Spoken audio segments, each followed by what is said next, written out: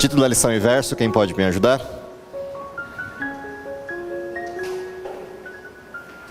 Neemias.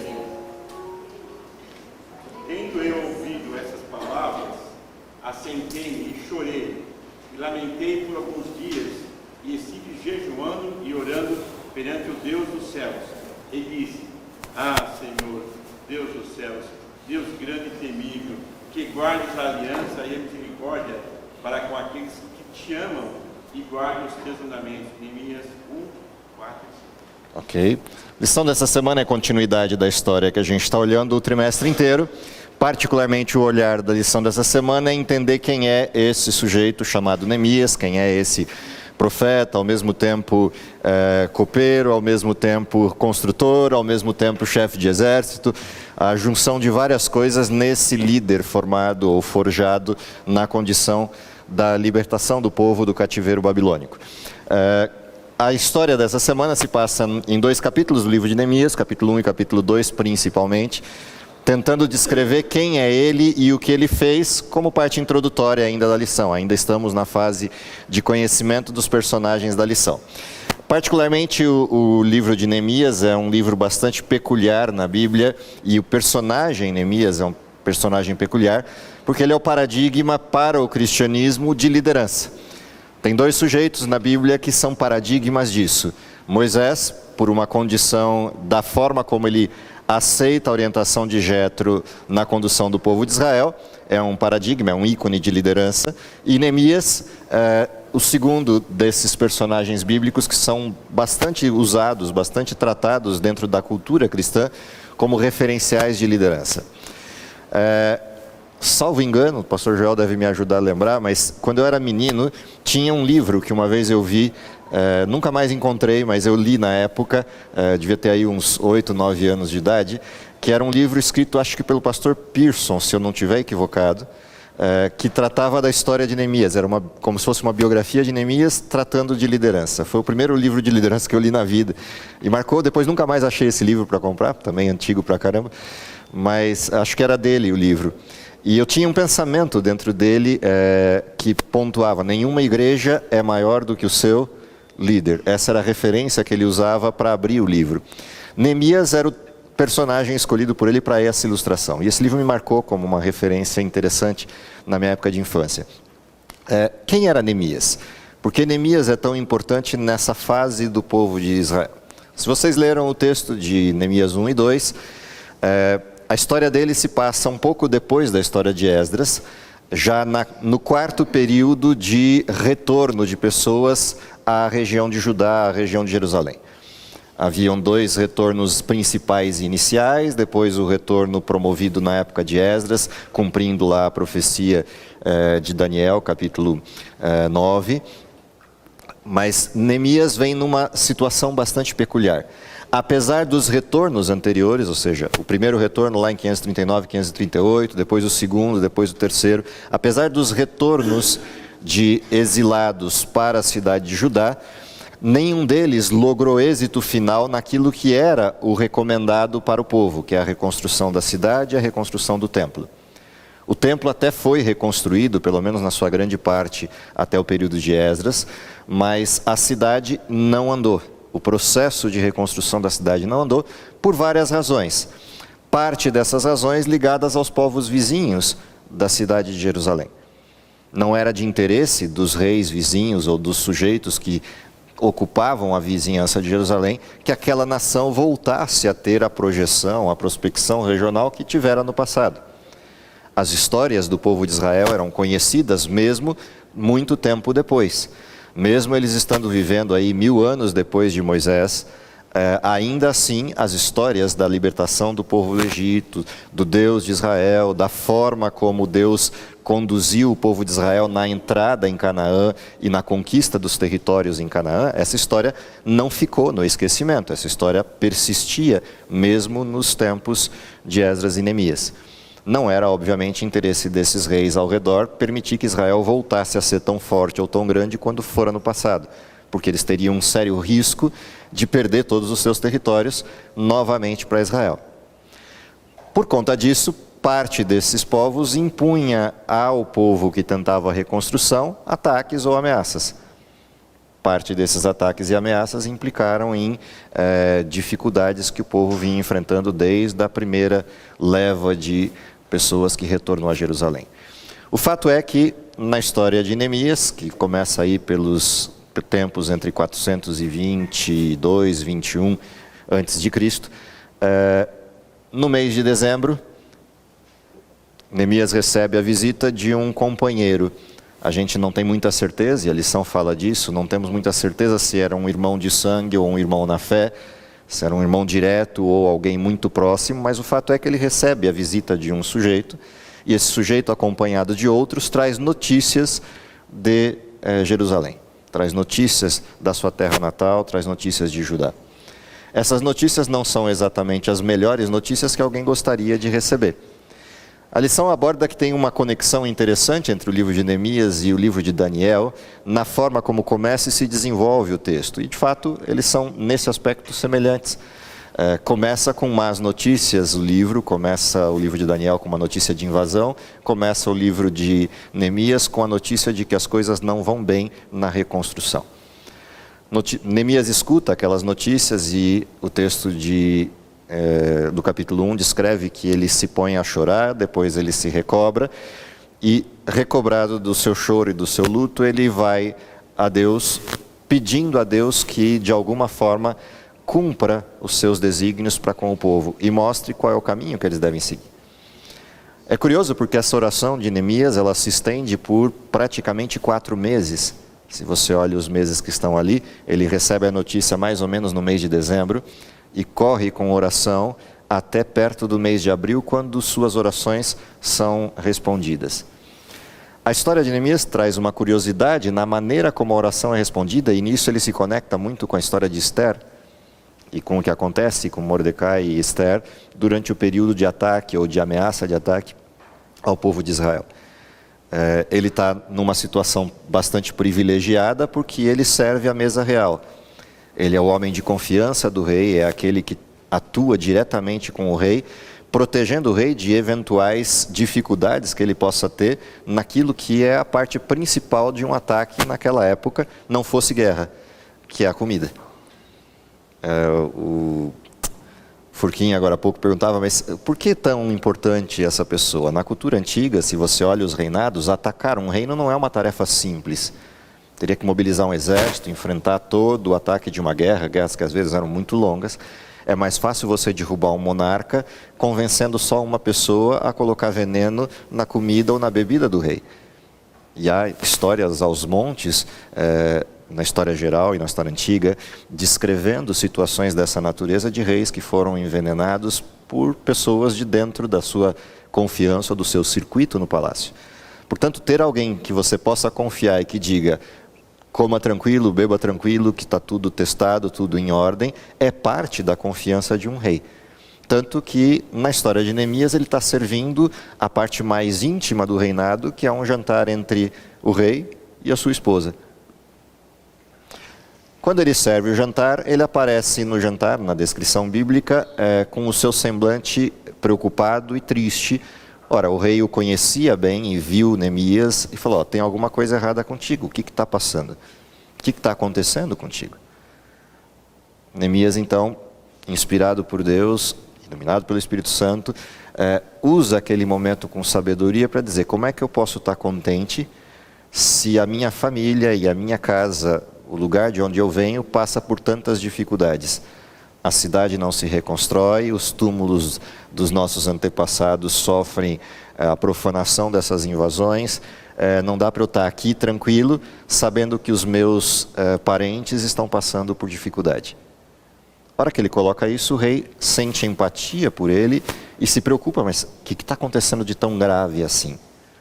E aí ele parte para a segunda fase do pedido. Se a gente lembrar de Esther, o desenho é exatamente o mesmo. Esther apresenta ao rei a dificuldade de que ela está sob ameaça de morte e que alguém está atacando frontalmente a sua integridade. E o rei se desespera de braveza, se exaspera em braveza e pergunta: mas o que está acontecendo? E a hora que ela explica o que está ocorrendo, o rei explode em ira contra o seu chefe de exército e manda enforcá-lo, na mesma forca que havia preparado para Mordecai. A história aqui é muito semelhante. O rei, na empatia para com ele, escuta o pedido e aí ele diz qual é a cidade. Aqui mostra um pouco da sabedoria de Neemias e da instrução de Deus a Neemias. Ele não conta de onde é antes. Afinal de contas, se ele conta, é de se lembrar que pessoas já haviam saído do reino persa para Jerusalém. E isso não é exatamente a melhor das alternativas para um rei perder tantos súditos que vão embora da cidade. Isso provoca situações de ajuste dentro de uma cidade, dentro de um reino. Quando ele diz Judá, o rei já tinha desenvolvido empatia para com ele, permite que ele apresente qual é o plano. E aqui aparece uma coisa curiosa na história. São detalhes simples, mas curiosos na história. O rei fala, ok, eu entendi o teu pedido, mas quanto tempo você vai ficar fora? É peculiar isso, né? Quanto tempo você fica fora e quando é que você volta? Afinal de contas, eu preciso de você aqui. Isso mostra o porquê da proximidade do atendimento do rei para o pedido de Neemias.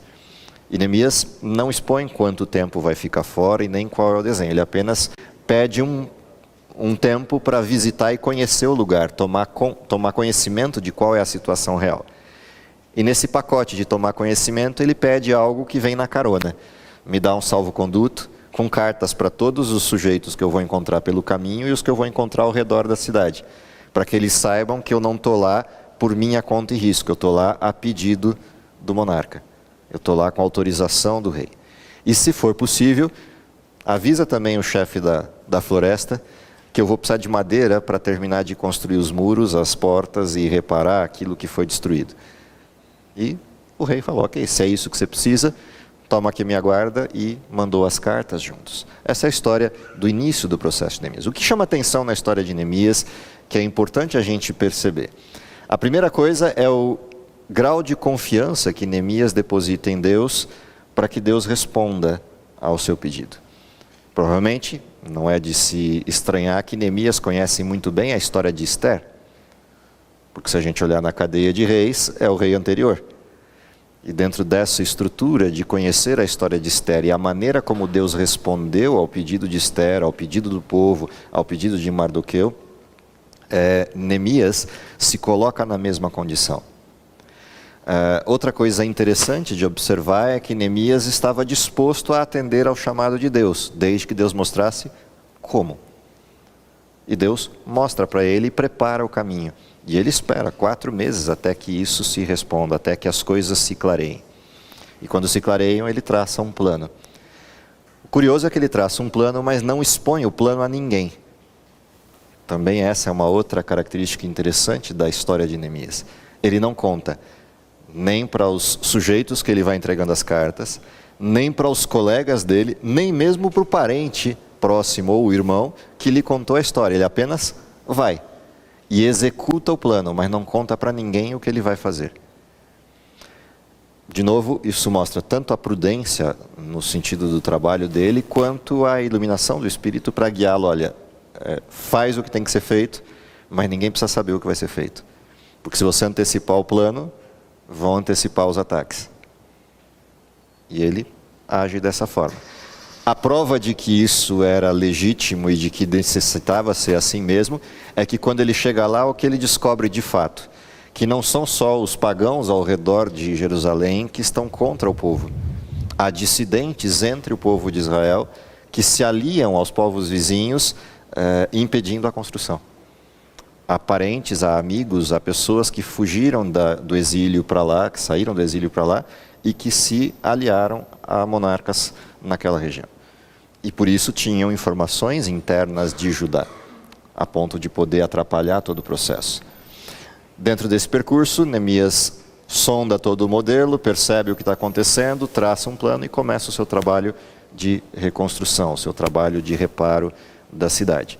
Se levanta um dos reis, que aparece logo de cara aí na história, um tal de Sambalat, se a minha memória não estiver me traindo, que se levanta contra Neemias e tenta de alguma forma atrapalhar o processo. Essa história, obviamente, vai continuar em lições para frente, a gente vai rever outras coisas dela, mas é interessante observar que o resultante dessa tentativa de reparo de Neemias é que eles vão ter que reparar as brechas, mas sem perder de vista a possível guerra ou a possibilidade de luta iminente contra os povos vizinhos.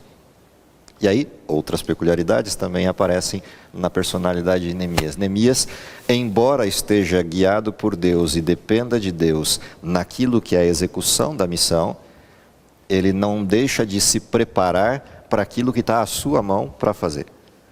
Ou seja, não é porque ele confia em Deus, não é porque ele acredita que Deus está conduzindo tudo, que ele não toma as providências necessárias e a prudência necessária para aquilo que, de antemão, ele sabe que possa acontecer. Que é uma outra coisa curiosa da forma como ele vai guiar esse povo durante esse percurso. O que mais aparece nessa história que é interessante de observar? Neemias não está sozinho no processo da missão. E aí tem peculiaridades do que corre ao redor do desenho. Por exemplo, se você olhar a Bíblia, a grande maioria dos profetas do Velho Testamento, tirado Esdras e Neemias e mais 3, são profetas que se encerram antes da história babilônica. Na história babilônica você tem um personagem central, que é Daniel, mas na história pós-Babilônia aparecem outros personagens que vão guiar o povo. Profetas que às vezes a gente não presta muita atenção, seja pelo fato de serem muito pequenos, seja pelo fato também não serem histórias tão comuns para a gente. Como, por exemplo, a história de Ageu, a história de Malaquias, a história de Zacarias. São histórias que correm no paralelo, no bordo destas histórias. Se a gente pegar Ageu, ali pelos anos de 520, 522 para frente, é um profeta que se levanta, ou um líder que se levanta na guia dos exilados, assim como Zacarias e Malaquias aparecem como referências para esse período. São sujeitos contemporâneos, alguns contemporâneos mesmo, paralelos em missão, como Esdras e Neemias, outros um pouquinho antes deles, iniciando esse processo de resgate e preparo do povo de Israel. Qual é a parte importante desse preparo? E aí juntando a lição da semana passada e a dessa. Que coisas são importantes no trabalho de Esdras e Neemias e desses profetas que estão resgatando a identidade da nação israelita e a identidade do povo de Deus pós-Babilônia? Tem algumas coisas bem importantes aí acontecendo. A primeira dessas coisas importantes é o resgate do templo, que já desde o início está como alvo central no processo do resgate do povo de Israel e da sua identidade. Ou seja, o que levou Israel para o cativeiro foi o abandono dos caminhos de Deus e a perda da referência, a entrada do paganismo em Israel. O que traz o povo de Israel de volta à centralidade é o resgate, a adoração plena a Deus. Portanto, há um contraste entre duas coisas voltadas para essa palavra. Há um processo de adoração ligado ao paganismo e à idolatria, e há um processo de adoração ligado ao Deus de Israel.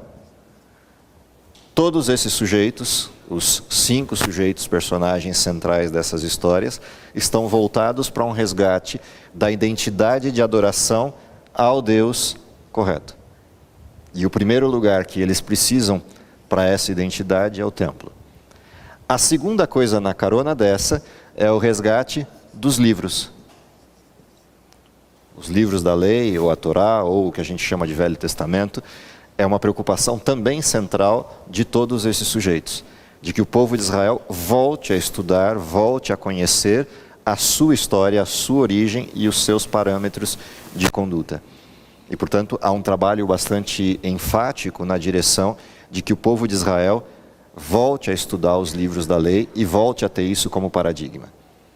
Portanto, se desenvolve nesse retorno a Israel um lado que é a adoração, o outro lado que é a educação. Esdras, principalmente, é um dos responsáveis por isso, pela sua condição de escriba, de recuperar ou resgatar o processo educacional em Israel. E começar a educar as crianças de Israel desde cedo para aprender aquilo que estava nos livros. E essa é a forma como eles iniciam esse processo de retorno. Além disso, o que se percebe como paradigma em todos eles é o resgate da visão que Israel deveria ter para aquilo que manteria isso funcionando. E é interessante observar isso em Israel, nesse retorno, que é uma preocupação com as finanças do templo e do desenvolvimento do povo. Afinal de contas, são esses os sujeitos principais do retorno de duas coisas, principalmente Malaquias, no caso, de retorno de duas coisas em Israel: dízimos e ofertas, que faz parte desse resgate. Se a gente lembrar lá atrás em Moisés, quando saem do Egito, como é que eles constroem o templo? Há um pedido feito por Moisés e o povo de Israel responde a esse pedido em ofertas, até que ele chega uma hora e fala: chega, não precisa trazer mais. Na carona disso, ele instala um modelo de manutenção, que é aquilo que já vinha desde Abraão, que é a manutenção da casa de Deus a partir dessas duas referências. Curiosamente, a partir do retorno para Jerusalém, essas coisas são resgatadas em Israel. E por que são resgatadas? Porque se o foco está aqui, em adoração, um dos paradigmas da adoração é lembrar de Gênesis capítulo 1 e capítulo 2, onde a referência de adoração se estabelece. Quando Deus criou o ser humano, se a gente olhar para Gênesis 1, Deus cria o ser humano dentro de um percurso histórico, e esse percurso histórico está dividido em blocos. O primeiro bloco, correspondente a 6 dias da criação, Deus está criando o ambiente e tudo aquilo que Ele dá ao ser humano para o seu uso. Deus criou o ser humano e entregou a terra para o seu uso com tudo que existia nela. Quando você chega no 6º dia da criação, aparece a criação do ser humano como referencial da criação. Ou seja, a terra responde ao homem em autoridade. E a terra existe para o uso do homem em autoridade plena. A pergunta é: quem manda nesse sujeito? E aí você abre Gênesis 2, capítulo 2, versos 1 a 3, e aparece lá Deus como soberano, quando Deus referencia que neste ciclo de criação aparece uma referência de que 1/7 do tempo dado ao ser humano para usar todas as coisas é pedido de volta. Se a gente lembrar, o capítulo 2 começa assim: havendo Deus terminado no dia 7º toda a obra que como Criador fizera, Deus descansa nesse dia, abençoa este tempo e santifica esse espaço de tempo. E isso dá uma referência de um pedido arbitral de Deus. Você tem 6 tempos que são seus. Nesse tempo você faz todos os seus empreendimentos e usa tudo que eu te dei.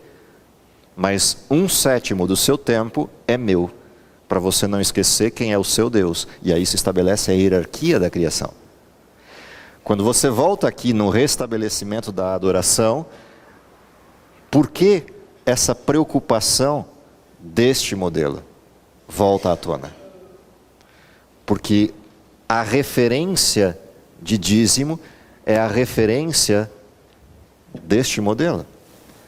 Deus me deu todas as coisas e me deu todo o tempo para usar essas coisas. Do tempo Ele me pede 1/7 e das coisas Ele me pede 1/10. Por uma razão: eu não me esquecer que quem me deu todas as coisas é Deus. Portanto, se Ele me deu, as coisas eram dele e não deixam de ser porque Ele me deu. E Ele me pede que retorne 1/10 a Ele, para eu não me esquecer que as coisas continuam sendo dele, mesmo Ele tendo dado para eu usar de forma plena. Parte do fenômeno adoração é lembrar quem é que eu estou adorando e por que eu estou adorando. E isso é resgatado na história de Israel.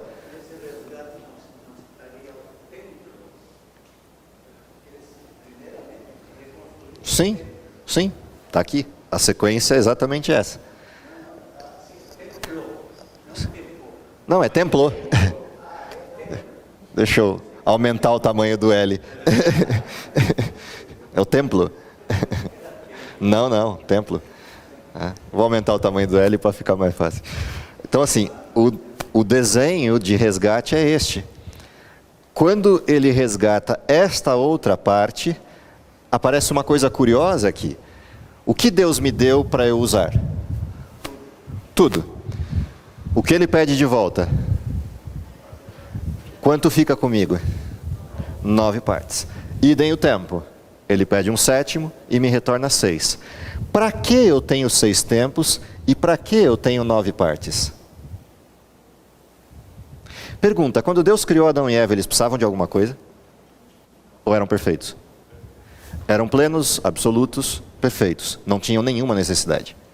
A única necessidade real, se é que a gente pode chamar isso de necessidade, era usufruir do amor de Deus e do relacionamento com o seu semelhante. Porque Deus criou seres relacionais, que se realizavam nisto. Eles não precisavam de comida, não precisavam de descanso, não precisavam de nenhuma dessas coisas, porque eram perfeitos. Ainda assim, podiam usufruir dessas coisas. No mundo de hoje, eu preciso de coisas? Preciso de comida, preciso de água, preciso de descanso, preciso de remédio, preciso de bens. Preciso por quê? Porque eu perdi coisas. E essas coisas que eu perdi, de certa maneira, são reparadas ou repostas por essas coisas que Deus me deu. Portanto, as coisas que eu tenho são para quê? Para repor a diferença do pecado. Quando você olha para isso aqui, o que isso aqui está me dizendo? Você tem tudo e pode usufruir de tudo, mas no mundo de pecado é para usufruir para quê? Para uma missão. Portanto, apesar de existirem as 9 partes e as 6 partes de tempo e bens, elas existem para um propósito. O ofertar é a lembrança do propósito. Uma das coisas curiosas é se você começa a olhar, o pastor Joel também, já que ele está aqui, a gente aproveita. O pastor Joel viveu as duas realidades, né? O que é você viver acima do hemisfério e morar lá um bom tempo, e o que é viver abaixo do hemisfério do lado de cá. A gente tem peculiaridades nesses dois mundos, cortando o mundo ao meio. O legado de quem vive do Equador para cima é um legado de entrega e visão de filantropia muito arraigada na natureza das pessoas. Todo sujeito que vive no hemisfério norte, ele tem uma sensação de devolução ao ambiente, lugar e pessoas onde ele viveu muito forte. Isso é natural do hemisfério norte. Seja pela antiguidade dos povos, seja pela própria natureza das pessoas, como são educadas e criadas. O hemisfério sul tem uma visão diversa dessa. É curioso quando você pega essas 3 estruturas que estão presentes em Esdras e Neemias, nesse resgate, em Ageu, em Zacarias, Malaquias, e você começa a comparar com coisas que acontecem aqui. Por exemplo, se a gente pegar qualquer igreja na América do Sul, igreja normal, não importa o tamanho dela, pequenininha ou grande, e você for comparar dízimos e ofertas nas igrejas do hemisfério sul, a proporção é de 10:1. Isso em igrejas boas. Em igrejas mais ou menos é de 10:30 ou menos que isso. Se você inverter isso e for olhar o hemisfério norte, o modelo é o oposto desse. A proporção de dízimos e ofertas, dízimos são menores do que as ofertas. É curioso observar esse fenômeno na peculiaridade das pessoas. Parte disso mostra exatamente por que há uma conexão entre isso e isso. O ofertar é uma das demonstrações claras do perfil de compreensão da fé. Porque dizimar é a expressão clara da origem que temos. Somos de origem cristã medieval, temos um peculiar de criação bastante próximo à cultura medieval cristã, e, portanto, a sensação de culpa que a gente carrega é muito alta, é muito forte no hemisfério sul. Por isso, o dizimar parece tão natural, porque as pessoas têm tanto medo da culpa e de arder no fogo do inferno, que dizimam. Mas a demonstração da fé não está aí. Aqui está uma demonstração ou de medo ou de reconhecimento. A demonstração de fé aparece quando eu venho para cá. Que aí é a percepção clara que as pessoas têm de qual é o Deus a quem servem e para que o servem. Isso também está presente no resgate de Esdras e Neemias como adoração. Se a gente continua lendo a história, como é que a história conclui esse percurso? Deus abençoou Neemias. Deus protegeu Neemias. Deus permitiu que a missão fosse executada porque ele não perdeu o foco. Qual é a grande questão, o grande alerta da lição dessa semana? Primeiro alerta, dependência plena de Deus. Segundo alerta, não perder o foco. Terceiro, execute o plano. Não fica do braço cruzado esperando o que aconteça. Faz acontecer. Toma as providências necessárias para aquilo que Deus deu na missão e cumpra a missão.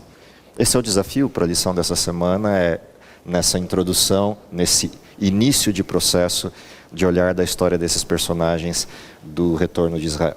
Que Deus nos dê a graça, a condição de a gente ir montando esse panorama da história e fazendo as pontes necessárias do quanto essa história tem a ver com o tempo do remanescente e o quanto as necessidades presentes naquela história são necessidades reais no mundo atual, nas condições atuais da igreja e nas condições atuais do povo de Deus para terminar a missão que nos foi confiada e que às vezes, por N razões, perdemos o foco ou perdemos o direcionamento.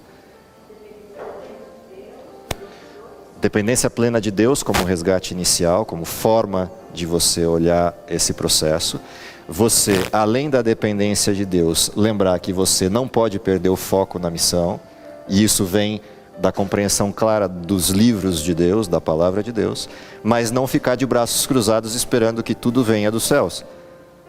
Lançar-se à execução naquilo que está na sua competência, para que e a outra espada, ou seja, missão e foco, bem claros a serem executados. Que Deus nos dê essa bênção para que a gente faça essas pontes e consiga executar a missão desse tempo. Vamos orar? Querido Pai que está nos céus, te agradecemos pelas tuas bênçãos, pela tua proteção.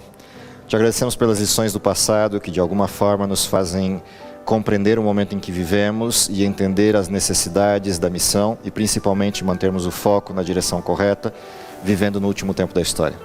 Dá, Senhor, que as histórias de Esdras, de Neemias e de todo esse contexto possa nos animar a concluir o teu trabalho, a concluir a tua obra e, se for possível, ainda possamos vê-lo voltando em nossa geração. É por essas coisas que oramos e lhe pedimos e também agradecemos por Jesus. Amém. Bom sábado para vocês. Até sábado que vem.